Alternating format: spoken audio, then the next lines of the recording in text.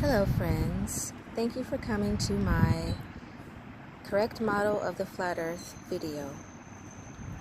This that you are looking at is not a vapor steamer. This is the model of the earth.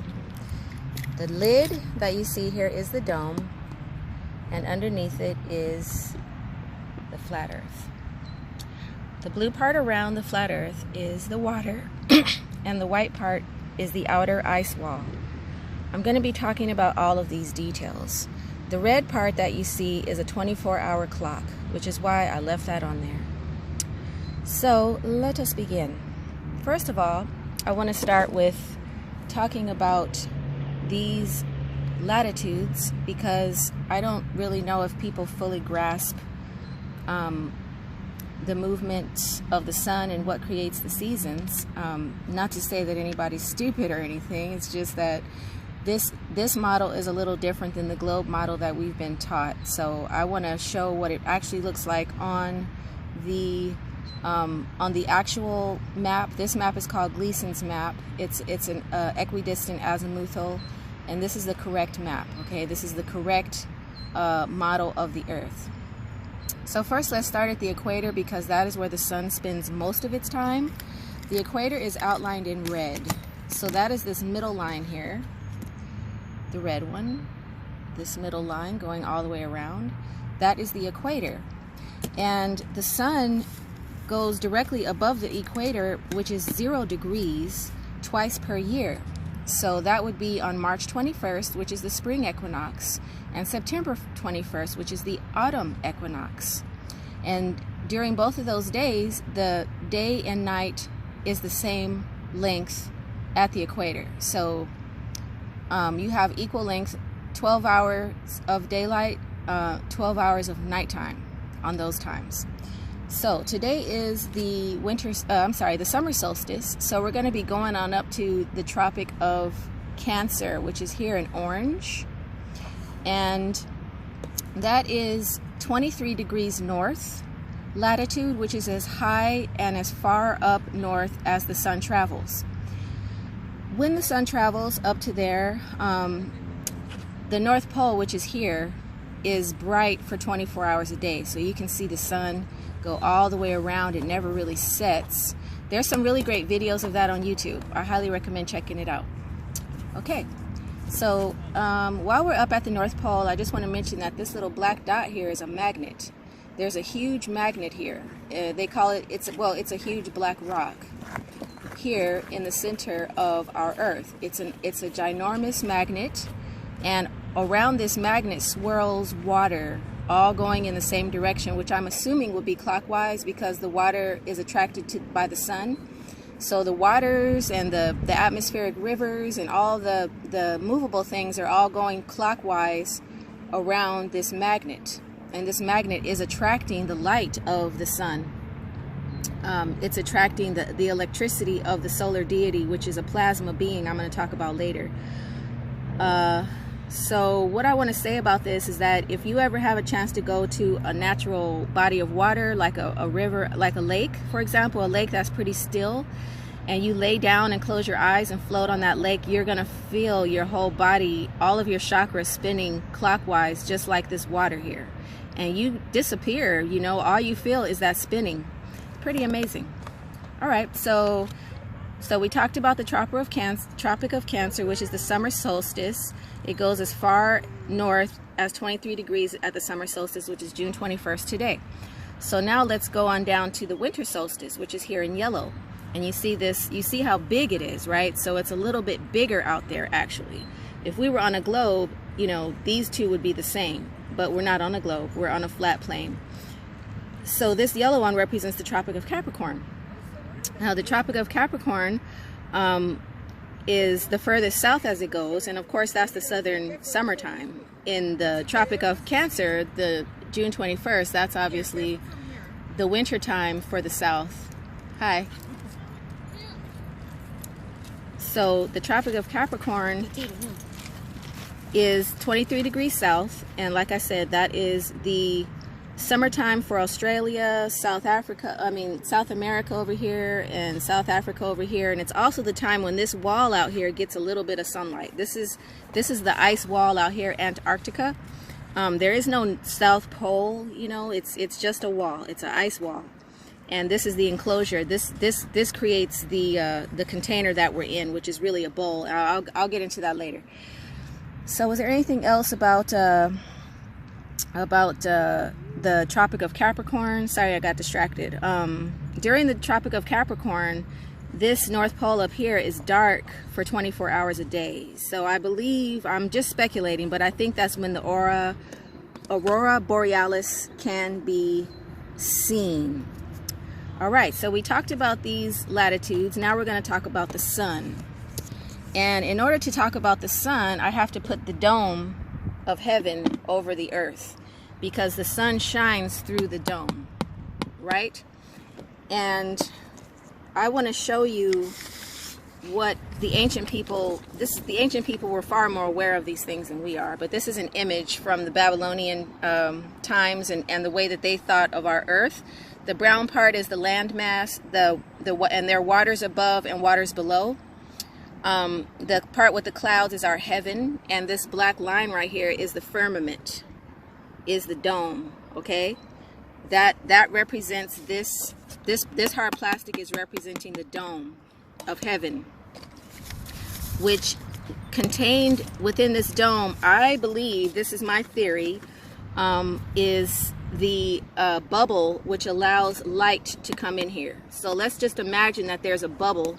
I tried to use my marker to draw it on, but it didn't work good. So just imagine that there's a bubble out here, okay? And it's a relatively small bubble because the light is so bright.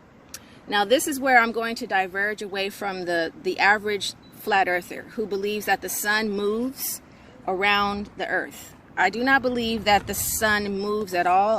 I believe that the sun is an electric plasma being. It's a divine being made of plasma, which is the first state of matter. If you want to know what plasma looks like, you can look at lightning. Lightning is also plasma. When there's an electrical storm, it's because it's lightning out there. So lightning and electricity, the sun is not a magnet, as you know, people want to say, because they want to confuse you. It's not a magnet, it's an electrical phenomenon. And when you're looking at the sun close up in the telescope and stuff, what you're seeing with, you know, the sun having storms on it and stuff, that's all plasma. That's all plasma squirting out through this bubble here. So we have a dome, and we have sunlight that needs to get in here, because if we didn't have this bubble here, there wouldn't get no sunlight in. If the dome didn't have this bubble, the sunlight wouldn't get in. So here's my where I differ with the normal flat earth opinion about the sun. I don't believe that the divinity circles anything. I believe that the divinity is stationary, and it's up here. It's way up high above several of these. But what I believe is that the dome spins, right? The dome spins, and most flat earthers agree with that. So this dome spins around. It contains a lot of constellations in it, stars and different things that you can see at night. And it also contains, I believe, a bubble whereby the light of the sun can flow in. And the reason for this bubble is because the sun is never out. It's always on, right? So if the sun were allowed to shine in here itself, we would never have a nighttime. So this bubble allows for there to be just enough light coming in to illuminate half of our earth at a time. You know, so we're getting half of our earth illuminated, and the other half is in a shadow, which allows us to have day and night. Okay. Oh, my dome doesn't want to go on. Okay. So plasma is really interesting. It's the first state of matter, and the scientists, because in this realm that we live in, everything is reversed. We're under a lens that everything, you know, it's like a camera lens. What's on the right is really on the left, and what's on the left is on the right. And this translates as a religion of Satanism, where they reverse the truth all the time. So they tell us that plasma is the fourth state of matter, right? And no, plasma is the first state of matter. Gas is the second state, liquid is the third state, and solid material is the fourth state of matter. Okay, they want us to think that this is the first state. Get out of here with that. It's ridiculous. Okay. So the reason that people think that our earth is on an axis or tilting or something is because the dome itself tilts. So I'll try to demonstrate that. It spins like this, and it takes 365 days to spin. Oh, I'm sorry, it takes 24 hours to spin one time, but it takes 365 days to rotate one time. But it doesn't rotate this big. I'm just showing you how big it can tip like that. But it's spinning and rotating, spinning, rotating, spinning, rotating like that.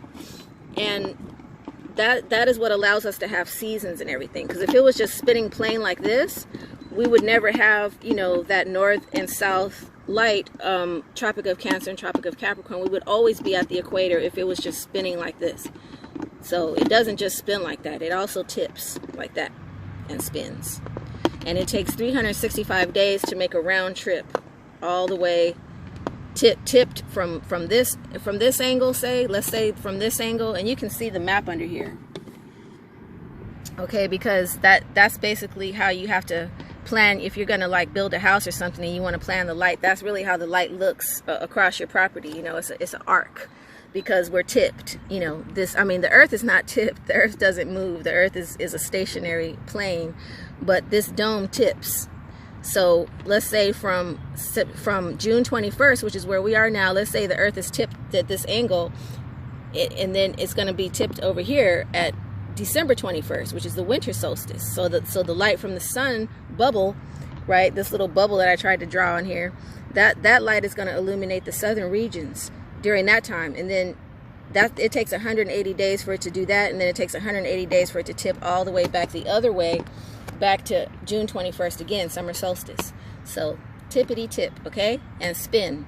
The dome is spinning and it's tipping, and of course it's spinning in one direction. It's spinning 1,000 miles per hour.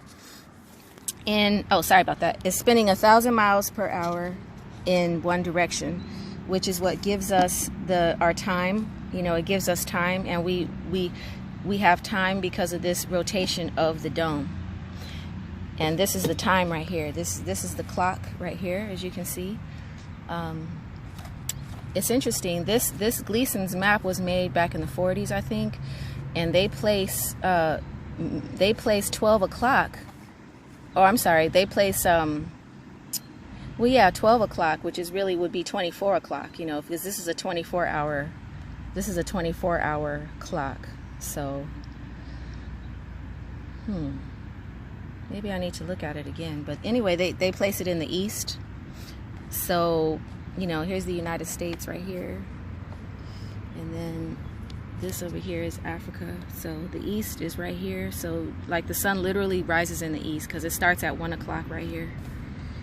So that's, I guess that's Greenwich Mean Time, where everything starts over, you know, where we get our sense of time and the day starting over again from right there. Now, let's go on to some Bible verses.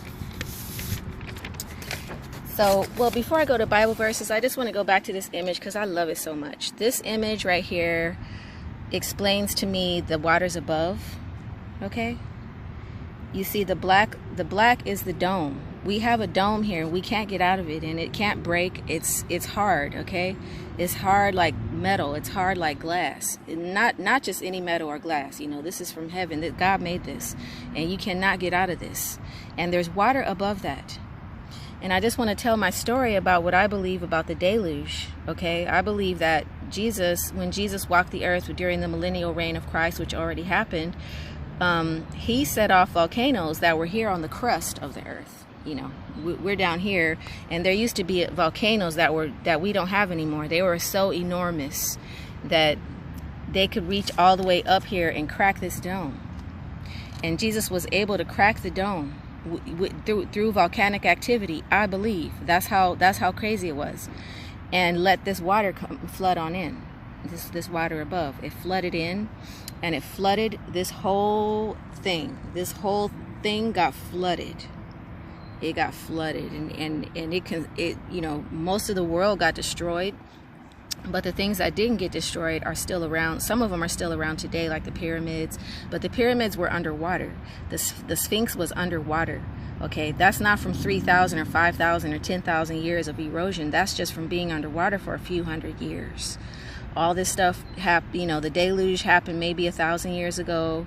And ever since the deluge, you know, things were underwater for like for a couple hundred years, which a lot can happen in a couple hundred years. Wood can fossilize under that kind of pressure, especially when there's volcanic, rich volcanic soil, rich volcanic minerals in the water. You know, it can fossilize wood. So everything was made of wood in the ancient world, and we think it was made of stone because it's all stone now, but it's not. It was made of wood, but it was under the water, and it got mineralized and it got fossilized. So we think that people like carve stuff out of stone or whatever, but no. So yeah, for the last 1,000 years, people have had problems with mudslides and mud flooding, and even, you know, up until the recent era, the buildings that were built in 1800s and 1900s, a lot of those are mud flooded buildings. But that's a different conversation. So let's go to the wonderful Bible verses about this. You know, I separate the good stuff from the junk. A lot of the Bible I don't trust, but the things that sound right and true to me, I just roll with that. So here's one about the waters above.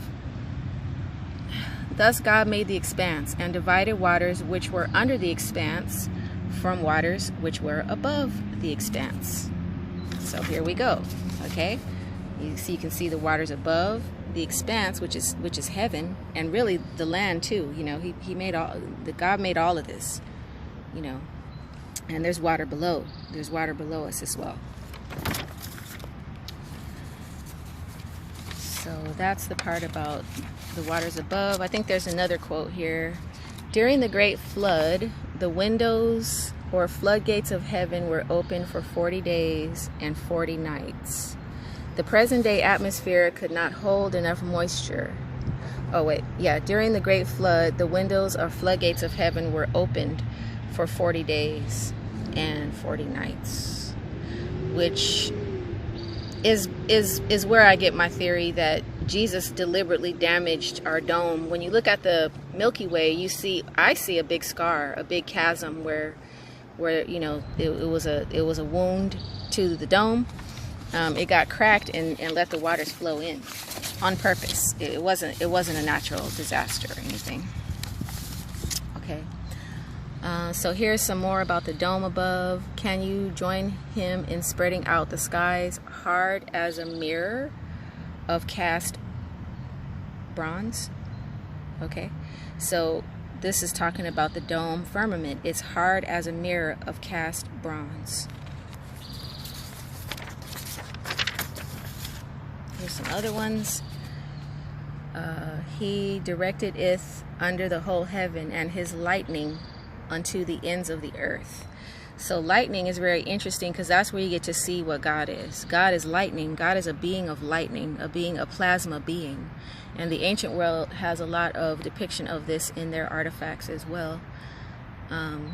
And the way that you create water is through something called plasma arcing. So plasma actually creates water. It doesn't just, it creates water and it ionizes and cleans the air. That's why thunderstorms are so lovely. And after a thunderstorm, you just feel so clean and refreshed.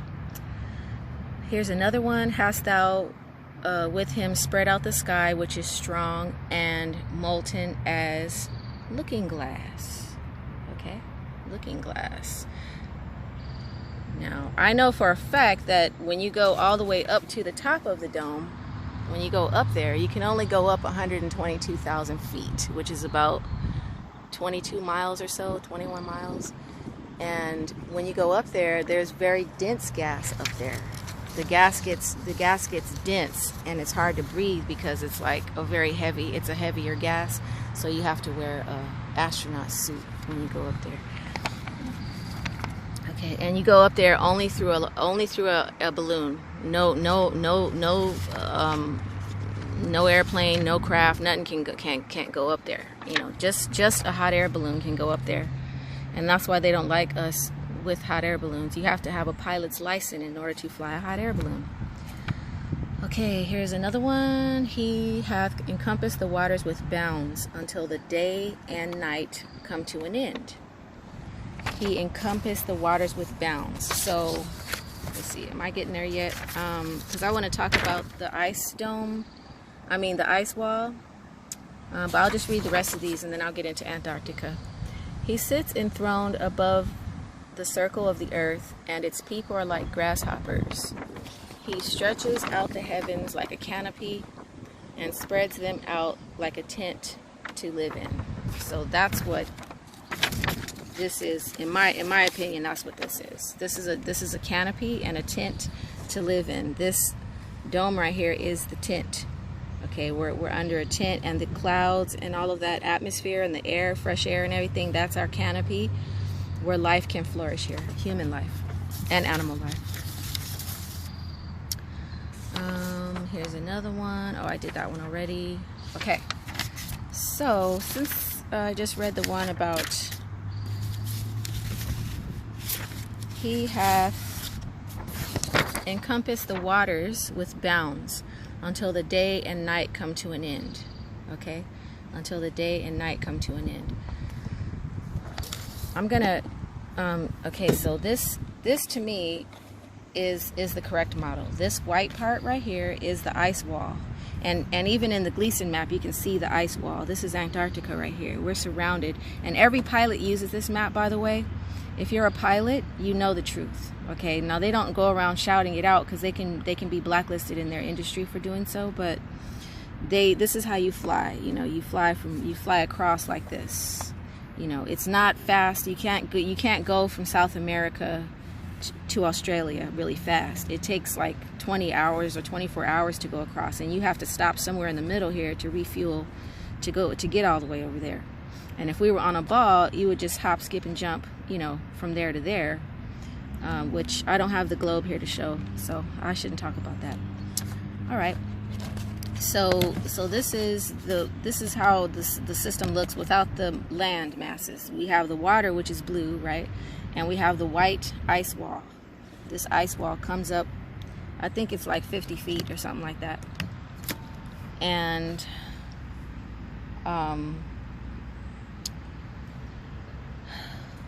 yeah, basically it's a bowl. It's a basin, you know. This is the magnet. I wanted to show you the magnet, but I already told that story about the North Pole.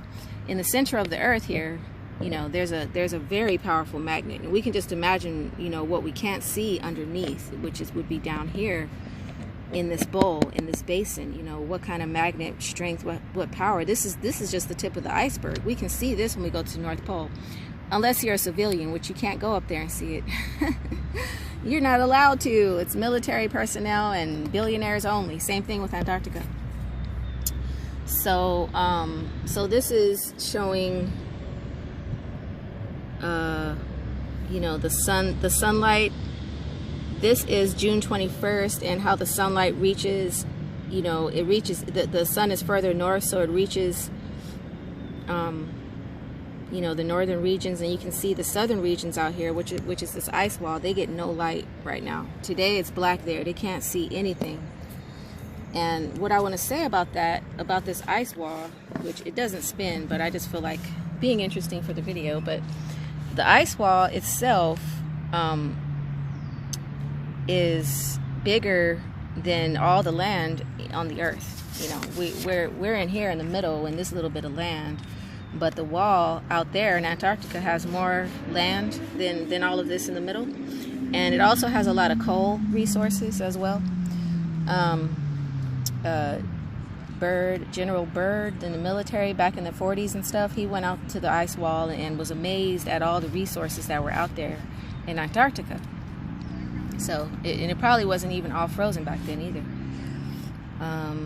Some people have set up webcams. Well, I think it's like NASA. They set up their goofy ass webcam to show the midnight sun in Antarctica, and the darn thing kept cutting off at sunset because there is no midnight sun in Antarctica. There's a midnight sun in the North Pole, because that's a pole. The southern part is not a pole. Okay, it's not a pole. It's a wall. It's an ice wall. It's a frozen. It's an ice wall. So that completes my model of the flat Earth. Mine is different from the conventional one today, in that I don't believe the sun rotates at all. I don't believe the sun moves at all. I think it's a stationary deity, and it just shines and shines. And if we didn't have the dome to, you know, sort of direct the light, if we didn't have a bubble on the dome to direct the light while it spins, then we would be showered, you know, we wouldn't have a nighttime. So I think that's the only divergent point that I wanted to make with regards to the conventional model of flat Earth. I hope you enjoyed this, and please do share your comments and your thoughts with me, because I just love it. Thank you.